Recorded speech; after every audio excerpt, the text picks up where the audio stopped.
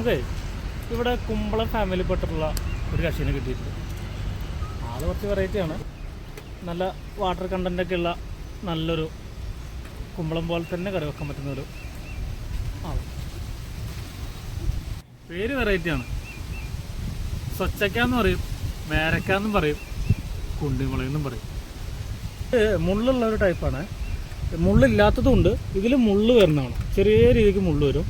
ഇത് നമുക്ക് കുമ്പളങ്ങ കറി വെക്കുന്ന പോലെ തന്നെ നല്ല ടേസ്റ്റ് ആയിട്ട്. ഇതിൽ കൂടുതൽ വെള്ളത്തിൻ്റെ അംശം കൂടുതലാണ് ഇത്. ഈ മേരക്കയിൽ നമുക്ക് നല്ല ഡീറ്റെയിൽ ആയിട്ട് തന്നെ മുള്ള് കാണുന്നുണ്ട്. ഇതിൽ മുള്ളില്ലാത്ത ടൈപ്പ് വേറെ ഉണ്ട്. ഇത് കുറച്ചുകൂടി മുള്ളുള്ളതാണ്. മുള്ളുണ്ടെന്ന് വെച്ചിട്ട് ഈ മുള്ള് അധികം നമുക്ക് കുത്തുന്ന ടൈപ്പൊന്നുമല്ല. ഇത് തൊലി ജസ്റ്റ് ഒന്ന് കളഞ്ഞതിന് ശേഷം നമുക്ക് തോരൻ വെക്കാം. അതുപോലെ പരിപ്പൊക്കെ ഇട്ട്, പരിപ്പ് തക്കാളീൻ്റെ കൂടെ കുമ്പളങ്ങ കൂടിയിട്ട് വെക്കുന്ന പോലെ തന്നെ മേരയ്ക്ക് നമുക്ക് കറി വെച്ച് കൊടുക്കും. ഇത് കുറച്ച് ഹൈറ്റിലാണ് ഇത് ഉണ്ടായിട്ടുള്ളത്.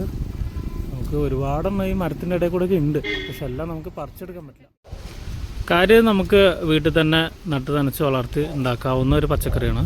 സൂപ്പർ മാർക്കറ്റിൽ നമുക്ക് ഇതിന് ഏകദേശം ഒരു മേരക്കയ്ക്ക് 18 മുതൽ 20 രൂപ വരെയൊക്കെ വരാറുണ്ട്.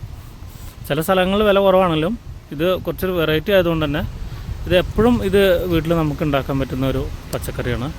ഈർപ്പുണ്ടെങ്കിൽ ഒരുപാടെണ്ണം നമുക്ക് കൃഷി ചെയ്തുണ്ടാക്കാൻ പറ്റും. നമുക്കിത് വീട്ടിലെ അടുക്കള തോട്ടത്തിലൊക്കെ നമുക്കൊരു വിത്തിട്ട് കഴിഞ്ഞ് കഴിഞ്ഞാൽ ഒറ്റ ചെടിയിൽ നിന്ന് തന്നെ നമുക്ക് ഒരുപാട് കായ്കൾ കിട്ടും. ചിലപ്പോൾ 100, 150 കായൊക്കെ കിട്ടും. ഇപ്പോൾ നമ്മളിവിടെ നട്ടിട്ടുള്ള തന്നെ ഈ മരത്തിൻ്റെ മുകളിൽ കൂടെ ഒരുപാട് മേരക്കകളുണ്ട്. പറക്കാൻ കിട്ടാത്ത അത്ര ഹൈറ്റിലുണ്ട്. ഇത് 3 കായ ഒരു കിലോൻ്റെ അടുത്തുണ്ടാവും.